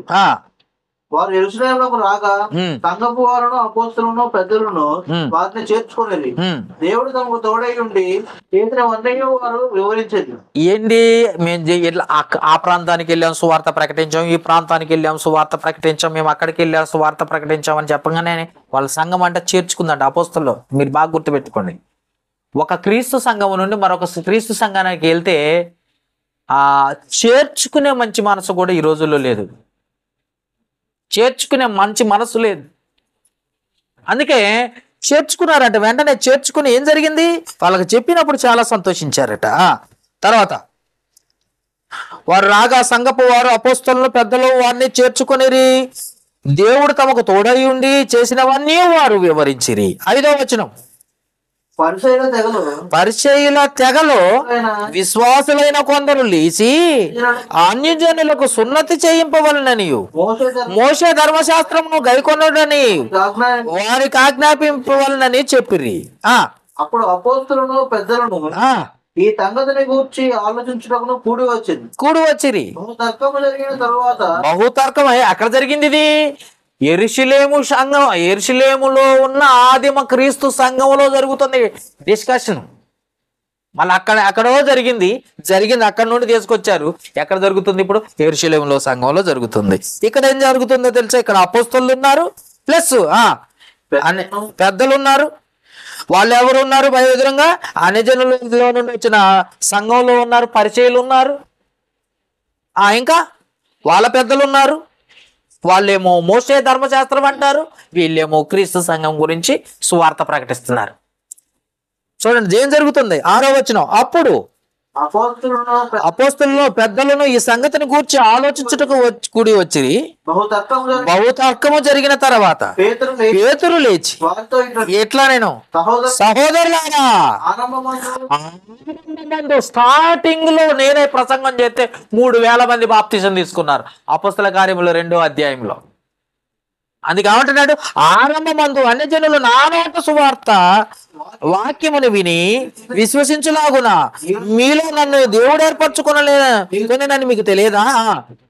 మరియు హృదయములను ఎరిగిన దేవుడు మనకు అనుగ్రహించినట్టుగానే వారికి పరిశుద్ధాత్మను అనుగ్రహించి వారి గురించి సాక్ష్యం ఇచ్చెను. వారి హృదయంలో విశ్వాసం వలన పవిత్రపరిచి మనం కనపరచలేదు గనుక మన పితరులైనను మనమైనను మోయలేని కాడిని శిష్యుల మెడ మీద పెట్టి మీరెందుకు దేవుణ్ణి శోధిస్తున్నారయ్యా? అది పాత నిబంధన, ఇది కొత్త నిబంధన. అప్పుడు బాప్తిజం తీసుకున్న వాళ్ళు తెలియదా నీకు? పాపం పేతురు గారు అప్పుడు లేచి వాదిస్తున్నాడు. వాదించడమా చెప్పటమా? బోధిస్తున్నాడు ఖచ్చితంగా. ఏమన్నా బోధిస్తున్నాడు ఖచ్చితంగా. ఏం జరిగింది అప్పుడు చూద్దాం. 11వ వచనం. ప్రభు అయిన యేసు కృపచేత మనము రక్షణ పొందుదుమని నమ్ముతున్నాము కదా. యేసు ప్రభు వలనే ఈ రక్షణ వచ్చిందని నమ్ముతున్నాం కదా, అలాగే వారును రక్షణ పొందుదురని చెప్పాను. చూసారా? అలాగే సున్నతి వలన కాదు, బాప్తిసం ద్వారా రక్షణ పొందుతురని నేను చదవండి. 12వ వచనం. అంతటా ఆ సమూహమంతయు ఊరకు ఉండి బర్నబాయు పౌలు తమ ద్వారా దేవుడు అన్యజనుల్లో చేసిన సూచక్రియలను అద్భుతములను వివరించగా ఆలకించిరి, సలబడ్డారు. ఏమండి ఏం జరిగింది? చెబితే ఏమైంది? మాదే కరెక్ట్ అంటే మాదే కరెక్ట్, మాదే కరెక్ట్ అంటే మాదే కరెక్ట్, మా సంఘం గొప్పదంటే మా సంఘం గొప్పదే. ఏది కరెక్టు? గ్రంథంలో ఏం రాయబడిందో నువ్వు క్షుణ్ణంగా విభజించి చదివితే నీకు అర్థమవుతుంది. అవునండి, మనం ఆలోచించండి. గ్రంథంలో విభజించి చదవాలి.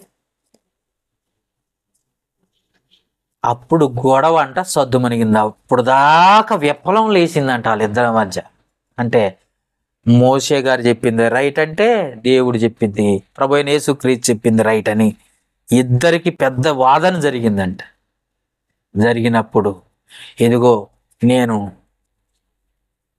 అన్యజనులకు కూడా బాప్తిసం ఇచ్చిన వాడిని నేను. పేతురు గారు చెప్పినట్టు అన్యజనులకు కూడా బాప్తిసం ఇచ్చింది ఎవరు? పేతురు గారే. ఎవరికి? కొర్నేలి కుటుంబానికి. ఇందాక చదువుకున్నాం, మొదటి ప్రసంగంలో పేతురు గారే ఉన్నారు. అన్యజనుల టైంలో కూడా అన్యజనుల్ని రక్షణలోకి నడిపించే విషయంలో కూడా పేతురు గారే ఉండి కొర్నేలి కుటుంబానికి బాప్తిసం ఇచ్చింది ఎవరండి? పేతురు గారే. అప్పుడు పేతురు గారు లేచి ఈ వాదనలన్నీ కరెక్ట్ కాదు, ఇదిగో దేవుడు ఈ విధంగా చెప్పాడు, నమ్మి బాప్తిసం పొందిన వాడే రక్షింపబడును, నమ్మని వాడికి శిక్ష విధింపబడును అని పేతురు గారు లేచి ఖండించి గద్దించి బుద్ధి చెప్పితే అప్పుడు సద్దుమణిగి చల్లబడ్డారు. అవునండి, వాక్యం చెబుతుంటే పూర్తిగా వినరు కొంతమంది.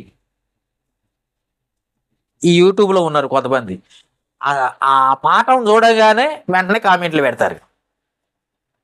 పూర్తిగా విను, బైబిల్ విను, పాఠం విను, విన్న తర్వాత నీకేమర్థమైందో అప్పుడు ప్రశ్న అడుగు. అలాగనే సగం సగం తెలిసిన క్రైస్తవులు కొంతమంది ఉన్నారు. ఇలాంటి వారిని గురించి చాలా జాగ్రత్త. అందుకే పౌలు గారు యాకోబు గారిని బొజ్జగించి ఒక విషయం చెప్పాడట. అదేందో చూద్దాం ఒకసారి. అపోస్తల కార్యముల గ్రంథము ఇప్పుడు రాసుకోండి. పౌలు గారు గుండెందుకు కొట్టించుకున్నాడు. 21వ అధ్యాయము 17వ వచనం నుండి చదువుకుందామండి. పౌలు గారు గుండెందుకు కొట్టించుకుంటా, మేం కొట్టించుకుంటే తప్ప అన్నాడు ఒకడు. వాడికి జవాబు చెప్పాలి కదా. అందుకని సగం సగం తెలిసే క్రైస్తవుల గురించి వదిలేసి పూర్తిగా మనం తెలుసుకోవడానికి ప్రయత్నం చేద్దాం. అనా అపోస్తల కార్యముల గ్రంథము 17వ అధ్యాయము 21వ అధ్యాయము 17వ వచనం చదువుకుందాం.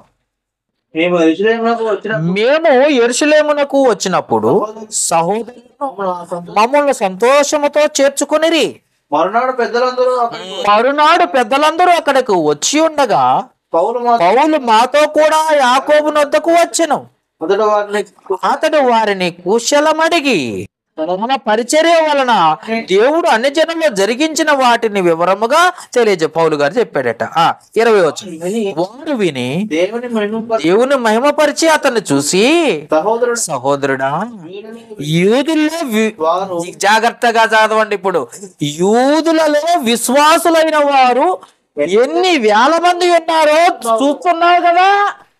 అలా అన్నారు. ఎంతమంది ఉన్నారు తెలుసా? యూదుల్లో నుండి క్రైస్తవులుగా మారి బాప్తిసం తీసుకున్న వాళ్ళు ఎంతమంది ఉన్నారట? ఇప్పుడు ఎంతమంది ఉన్నారు? కొన్ని వేల మంది వచ్చారు. మొదటి సంఘం ఎంతమంది? 3000 మంది చేర్చబడ్డారు. 3000 మంది చేర్చబడ్డారు. తర్వాత ఎంతమంది చేర్చబడ్డారు? కొన్ని వేల మందిగా విస్తరించారట. ఎక్కడ? యెరూషలేములో, యోదయ సమరయ పట్టణంలో, కొరింథీ పట్టణంలో, ఆ ప్రాంతాలన్నిటిలో కూడా చెదిరిపోయిన యూదులందరూ కూడా బాప్తిసం తీసుకొని వచ్చేసారట. కాబట్టి యాకోబు గారు ఏమని చెబుతున్నాడు చూసారా? అయ్యా, ముందు కుశల ప్రశ్నలు అడిగారు పౌలు గారిని. బాగా మంచి, నువ్వు సూపర్, నువ్వు బాగా చెప్తున్నావు, నువ్వు బాగా కంటిస్తున్నావు, నువ్వు బాగా కనిపిస్తున్నావు, దేవునికే మహిమ కలుగును గాక అనుకుంటా బాగా చెప్పి యాకోబు గారు చిన్నగా ఒక మాట చెబుతున్నాడు. వారు విని 20వ వచనం, దేవుని మహిమపరిచి అతన్ని చూసి, సహోదరుడా, యూదులలో విశ్వాసులైన వారు ఎన్ని వేల మంది ఉన్నారో నువ్వు చూస్తున్నావు కదా. 21వ వచనం చదవండి, కంటిన్యూ చేయండి అది మాట. వారందరూ ధర్మశాస్త్రమందు ఆసక్తి గలవారు, వారందరూ సున్నతి కావాలంటారు, మొక్కుబడులు కావాలంటారు. ఎవరు వీళ్ళు? ఎక్కడి నుండి వచ్చారు క్రీస్తు సంఘంలోకి? యోదయ సమరయ పట్టణాల్లో, ఇంకా అనేక పట్టణాల్లో నుండి యూదులు బాప్తిసం తీసుకొని వచ్చారట క్రీస్తు సంఘంలోకి. క్రీస్తు సంఘంలోకి వచ్చారట వీళ్ళందరూ. వచ్చి వీళ్ళు ఏమంటున్నారు? మోషే ధర్మశాస్త్రమే కరెక్ట్ అంటున్నారు. కాబట్టి ఇన్ని వేల మందిని నువ్వు ఖండించి గద్దించావనుకో, వెంటనే వెళ్ళిపోతారు. అరే బాబు, నువ్వు చప్పట్లు కొట్టకూడదు క్రీస్తాంగం అయితే అంటే వెళ్ళిపోతాడు. అంతే కదండి. చాలా మంది వెంటనే ఖండించావనుకో వెళ్ళిపోతారు. అప్పుడప్పుడే వస్తున్నారు చర్చికి, అప్పుడప్పుడే వస్తున్నారు. సీనియర్లు కాదు మీకులాగా, అప్పుడే బాప్తిసం తీసుకొని సంఘంలోకి వస్తున్నారట. చాలా మంది క్రైస్తవులుగా మారటానికి ప్రయత్నం చేస్తున్నారు రోజులు. ఆ రోజుల్లో ఏంటో తెలుసా? కొన్ని వేల మంది వచ్చుతున్నారు. వారందరూ ధర్మశాస్త్రమందు ఆసక్తి గలవారు. అన్యజనులు ఉన్న యూదులు తమకు పిల్లలకు సున్నతి చేయకూడదని, మన ఆచారముల చొప్పున నడవకూడదని నీవు చెప్పుట వలన వారందరూ మోషేను విడిచిపెట్టవలనని నీవు బోధించుచున్నట్టు వీరు నిన్ను గూర్చి వర్తమానం విన్నారు. చెప్పింది అర్థమైందా? బుర్రబెట్టి ఆలోచిస్తే అర్థమైంది వాక్యం. నీ గురించి ఏం చెప్తున్నారో తెలుసా? మోషే చెప్పింది కరెక్ట్ కాదు, యేసు ప్రభు చెప్పిందే కరెక్ట్ అని నువ్వు చెప్తున్నావు అన్న సంగతి ఈ వేల మంది విన్నారు. అర్థమైందా? ఈ వేల మంది ఏం చేశారో తెలుసా? వీళ్ళందరూ ఎక్కడి నుండి వచ్చారు? యోదయ జనాంగం నుండి వచ్చారు, యోధా నుండి వచ్చారు. ఇజ్రాయేల్ నుండి వచ్చారు. వీళ్ళకున్న బాగా ఉన్న పిచ్చి ఏంటో తెలుసా? మోషే ధర్మశాస్త్రమే కరెక్ట్, సున్నతే కరెక్ట్ అనే బాధలో నుండి వచ్చిన వాళ్ళు వీళ్ళు. నువ్వేం చేసావంటే, నమ్మి బాప్తిసం పొందిన వాడు రక్షింపబడిన, నమ్మని వానికి శిక్ష విధింపబడును, మారు మనసు కాదు, అది కాదు, చప్పట్లు కొట్టకూడదు, సంగీతాలు వాయించకూడదు, పరిశుద్ధాత్మ వరాలు ఇక్కడ లేవు అని నువ్వు ఖండించి గద్దించావు అనుకో, వాళ్ళు తిరిగి వెనక్కి వెళ్ళిపోతారు, నశించిపోతారు ఆత్మలు. దేవుని వైపు రక్షణలోకి నడిపించాల్సిన నువ్వు ఖండించావు అనుకో, వాళ్ళు వెళ్ళిపోతారు. నువ్వు పైగా ఖండిస్తున్నావన్న సంగతి వారు విన్నారు. చదవండి నాన్న 22వ వచనం. కావున మనం ఏమి చేయుదము, యాకోబు గారు అడుగుతున్నారు పౌలు గారిని, మనం ఏమి చేయుదము, నీవు వచ్చిన సంగతి వారు తప్పక విందురు, కాబట్టి మేము నీకు చెప్పినట్టు చేయుము. మొక్కుబడి ఉన్న పనికిమాలలో ఒక నలుగురు ఉన్నారు మన సంఘంలో. ఎప్పుడు మొక్కుబడి తల ఎంట్రుకలు ఎత్తాం అనేవాళ్ళు మనుషులు మా యొద్ద ఉన్నారు. 24వ వచనం. నీవు వారిని వెంట పెట్టుకొని పోయి వారితో కూడా శుద్ధి చేసుకుని వారి తలక్షౌరం చేయించుకునేటకు వారికి ఒకటి తగులబడి పెట్టుకొనుమో. నువ్వు కూడా నలుగురితో పాటు గుండు చేయించుకో. వాళ్ళందరినీ కాపాడాలి, ఇశ్రాయేలీలందరినీ కాపాడాలి. రక్షణలోకి వస్తున్నారు, క్రీస్తు సంఘంలోకి వస్తున్నారు. వాళ్ళందరినీ నువ్వు ఖండించి గద్దించి బుద్ధి చెప్పేవాళ్ళే అని అనుకున్నావు అనుకో, వాళ్ళందరూ పోతారు. ఇప్పుడే వస్తున్నారు కొత్తగా. ఎంతమంది వస్తున్నారు? కొన్ని వేల మంది వస్తున్నారు. కొన్ని వేల మందికి వచ్చే వాళ్ళకి నువ్వు అలా చేయకూడదు, ఇలా చేయకూడదు, క్రీస్తు సంఘం ఇలా చెప్తుంది, అలా చెప్తుందని నువ్వు చెప్పావు అనుకో, క్రొత్త నిబంధన టెస్ట్ న్యూ టెస్టిమెంట్ ఇలా మాట్లాడుతుందని నువ్వు చెప్పావు అనుకో, వాళ్ళు ఎమ్మటినే డినామినేషన్ వాళ్ళు ఏం చేస్తారు? వెళ్ళిపోతారు. కాబట్టి నువ్వేం చేస్తావంటే, నువ్వు వస్తున్నావు అన్న సంగతి వాళ్ళకి అర్థమైంది, వాళ్ళు వచ్చేస్తారు. కాబట్టి నలుగురు పనికిమాలినోళ్ళు ఉన్నారు మన సంఘంలో. ఎవరున్నారు? నలుగురు పనికిమాలినోళ్ళు ఉన్నారు. ఎందుకంటే ఎప్పుడు గుణదల తిరణాలు పోతానంటారు, జుట్టు కత్తిరించుకోవాలంటారు. ఆనాటి కాలంలో ఇజ్రాయేల్ కూడా అదే టైపు కదా. అలాంటి వాళ్ళు నలుగురు ఉన్నారు. వాళ్ళతో పాటు నువ్వేం చేయాలి? 24వ వచనం మళ్ళీ ఒక్కసారి చదువునానా. నీవు వారిని వెంట పెట్టుకొని పోయి వారితో కూడా శుద్ధి చేసుకొని వారు తలక్షౌరము చేయించుకొనుటకు వారి యొక్కడి తగులబడి పెట్టుకొనుము. అప్పుడు నిన్ను గూర్చి తాము వినిన వర్తమానము నిజము కాదనియు నీవునో ధర్మశాస్త్రము గైకొని యథావిధిగా నడుచుకొనుచున్నావనియు తెలుసుకుందురు. యాకోబు గారు చెప్పారట, కొన్ని వేల మందిని రక్షణ మార్గంలోకి నడిపించాలంటే పౌలు గారు నువ్వు గుండు చేయించుకోవాలి,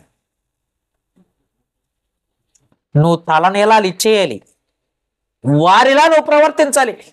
ఒక విషయం చెప్పాలంటే, వారిలా నువ్వు ఉంటే వారిని రక్షణలోకి తీసుకురాగలవు, వారిలా నువ్వు మాట్లాడితే రక్షణలోకి తీసుకురాగలవు, వారిలా నువ్వు ప్రవర్తించగలిగితే నువ్వు రక్షణలోకి తీసుకొస్తావు. నువ్వు ఖండించేవాళ్ళు అనుకో, వెళ్ళిపోతారు.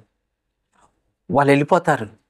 సత్యం గురించి వాళ్ళకి తెలియదు, సత్యం గురించి వాళ్ళకి తెలియదు కనుక వాళ్ళని ఖండించినా గద్దించినా వెళ్ళిపోతారు. కనుక నువ్వు గుండు కొట్టించుకోవటం తప్పదయ్యా అని చెప్పారట. చెబితే ఏమన్నాడు? ఏం చేశారు? నిజమే అని ఖచ్చితంగా యథావిధికి 24వ వచనము పూర్తిగా లేదండి మందే. 24వ వచనము. తలక్షౌరం చేయించుకుని వారి తగలబడి పెట్టుకునము. అప్పుడు నిన్ను తాను గూర్చి తాము వినిన వర్తమానము నిజము కాదని నీవును ధర్మశాస్త్రమును గైకొని యథావిధిగా నడుచుకొనుచున్నావని వాళ్ళు తెలుసుకుంటారయ్యా అని చెప్పాడట. చెప్పిన వెంటనే పౌలు గారు ఆ నలుగురిని అమ్మటేసుకొని పోయి జుట్టు కత్తిరించుకొని గుండు చేయించుకున్నాడు. అది సంగతి. అర్థమైందండి? గుండె ఎందుకు చేయించుకున్నారండి పౌలు గారు అని అంటే, సంఘాన్ని నిలవబెట్టడానిక పడగొట్టడానిక అంటే నిలవబెట్టడానికి, ఒక ఆత్మను ప్రభువులోనికి రక్షణలోనికి తీసుకురావటానికి తాను కూడా యూదుడైపోయాడు. అందుకే చెప్తున్నాడు. అందుకే ఏమంటున్నాడు చూద్దాం ఆ మాట. ఏమంటున్నాడో చూద్దాం ఒకసారి ఆ మాట. కొరింథీయులకు రాసిన మొదటి పత్రిక 9వ అధ్యాయం. కొరింథీయులకు రాసిన మొదటి పత్రిక తీసారా? చదవాలి. 9వ అధ్యాయం 19-20 వచనాలు చదవండి నాన్న. పౌలు గారు ఏమన్నాడు? ఆ గుండు కొట్టించుకుంది కూడా బాగా మైండ్లోకి వెళ్ళిపోయింది పౌలు గారికి. ఏమంటున్నాడు చదువుదాం. కొరింథీయులకు రాసిన మొదటి పత్రిక 9వ అధ్యాయము 19-20 వచనాలు చదువుకుందాం.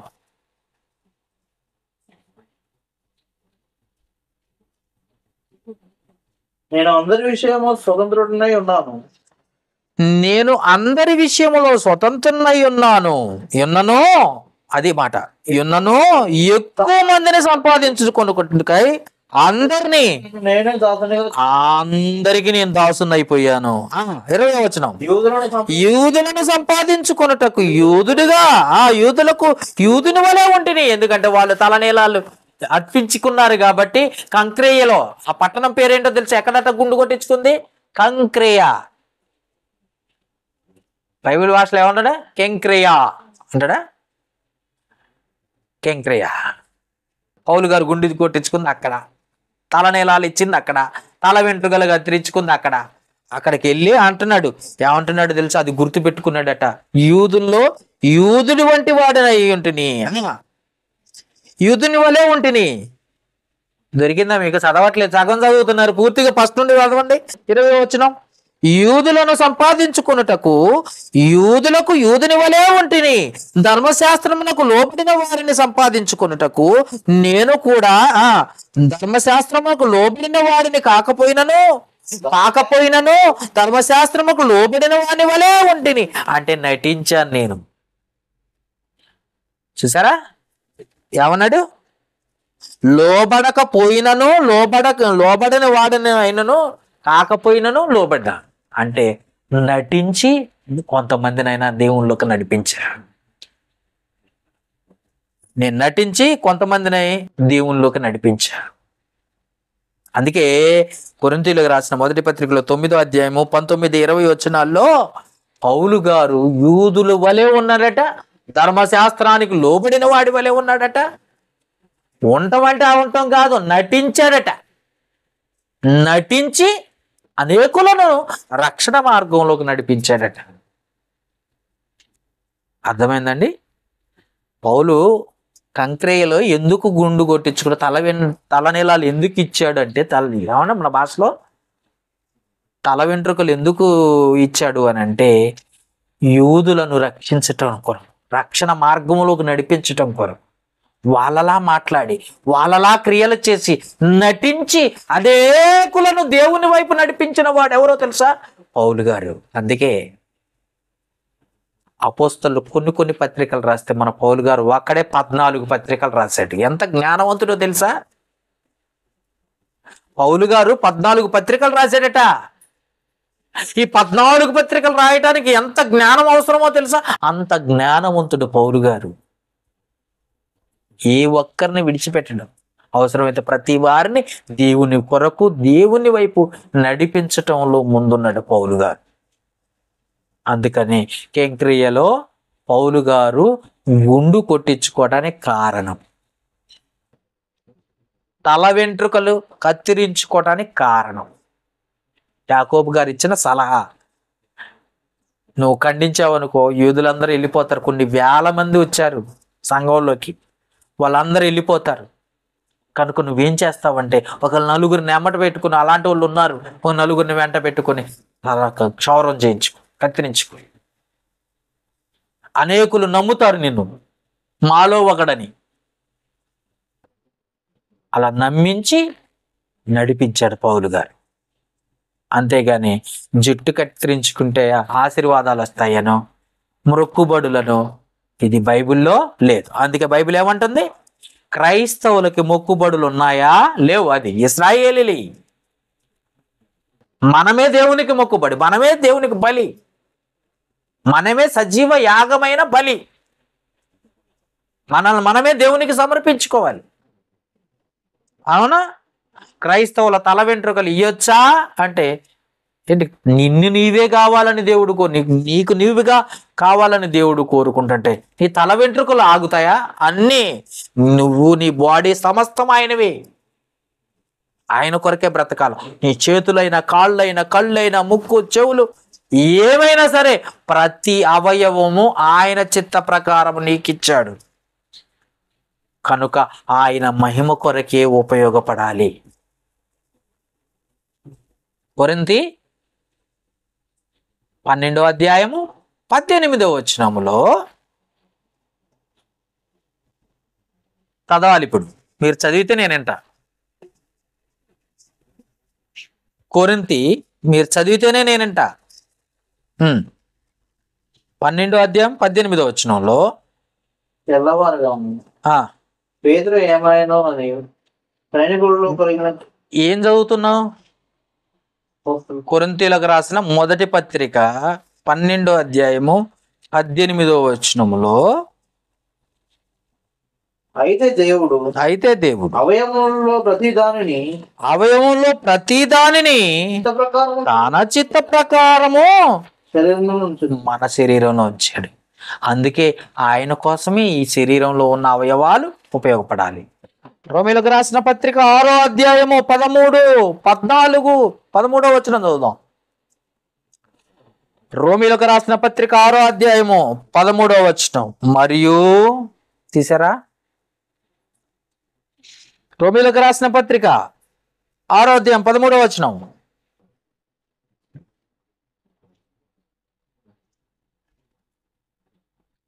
రోమీయులకు రాసిన పత్రిక 6:13 మీ అవయవములను మరియు మీ అవయవములను దుర్నీతి సాధనములుగా పాపమునకు అప్పగింపకుడి, అయితే మృతుల్లో నుండి సజీవులమనుకుని మీరే దేవునికి మిమ్మల్ని మీరే దేవునికి అప్పగించుకుని మిమ్మల్ని మీరే తల ఎంట్రుకలు కాదు, మిమ్మల్ని మీరే దేవునికి సమర్పించుకోవాలా.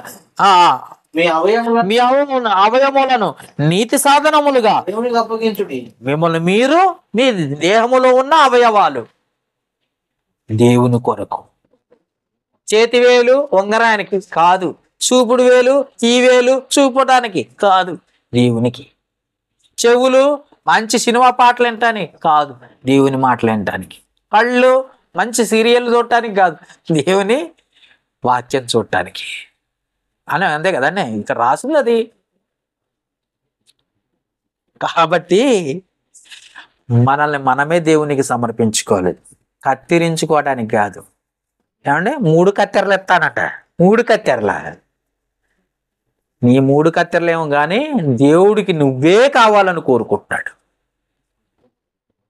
అందుకే మొక్కుబళ్ళు మనవి కావు, ఇజ్రాయేలీలు. అలాగనే క్రైస్తవులు కత్తిరించుకోవచ్చు, జుట్టు కత్తిరించుకోవచ్చా? ఏమండి ఉండు తయారు చేసుకోవచ్చా? లేదు, ఇది మంది కాదు, మనమే దేవునికి సమర్పణ. మరి పౌలు గారు ఎందుకు కత్తిరించుకున్నాడు? ఇశ్రాయేలుని యూదులను దేవుని వైపు నడిపించుకోవడానికి కొరకు, క్రీస్తు సంఘంలోకి నడిపించడం కొరకు నటన చేశాడు.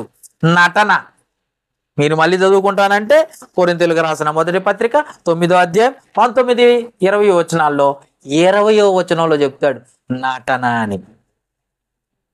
నటన చేశాను, రక్షణలోకి నడిపించడానికి నటించానంతే. కాబట్టి గుర్తుపెట్టుకోండి, పౌలు గారు ఎందుకు చేశారని అంటే కారణం అది, అంతేగాని మనల్ని చేపించుకోమని అనలే. కాబట్టి జ్ఞాపకం చేసుకోండి. ఈ రోజు వాక్యం మీకు అర్థమైంది అనుకుంటున్నా. మీరు చాలా జాగ్రత్తగా విన్నారనుకుంటున్నా. ఇక ఎవడైనా మన కుటుంబాల్లో కానీ, మనకు తెలియని వారు కానీ, మనం ఎవరైనా సరే ఆ గుణదల పోయో లేకపోతే ఆ మెదక్కు పోయో తల నీలాలు ఇస్తాను, తల వెంట్రుకలు కత్తిరిస్తాను, అర్థమైందా? తల వెంట్రుకలు ఇస్తాను, తల నీలాలు ఇస్తాను, లేకపోతే 3 కత్తెరలు ఇస్తాను అని ఎవడైనా చెప్పాడు అనుకో, ఈ వాక్యం చూపించండి, చెప్పండి, దేవునిలోకి నడిపించండి, ఆ తప్పుడు బోధలో నుండి బయటికి రప్పించండి. ఎందుకంటే క్రైస్తవులు చాలా మంది చెడిపోయే వాళ్ళు ఉన్నారు.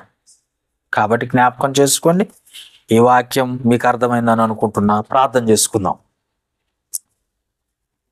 కృపా సత్య సంపూర్ణుడైన మా ప్రియ పరలోకపు తండ్రి, మహోన్నతుడా, పరిశుద్ధుడా, పరమందాసీనుడు అయిన మా కన్న తండ్రి, మీకే స్తుతులు స్తోత్రాలు. ఈ సమయంలో నాయన మీ ప్రియ కుమారుడైన యేసుక్రీస్తు మా కొరకు వినిపింప చేసిన గొప్ప వాక్యమును ఆ తండ్రి మేము విని మా హృదయాలు భద్రపరుచుకునే వారిగా మమ్మల్ని సిద్ధపరచండి తండ్రి. పౌలు గారి గురించి, ఇజ్రాయేలీ యూదుల గురించి, ఆదిమ సంఘమును గురించి, క్రైస్తవులమైన మేము రక్షణ ఎలా పొందాలి, మేము తల వెంట్రుకలు కత్తిరించుకోవచ్చా, లేదా మేము మొక్కుబళ్ళు చెల్లించవచ్చా, అనేక విషయాలు మీరు మాతో మాట్లాడినందుకు కృతజ్ఞతలు.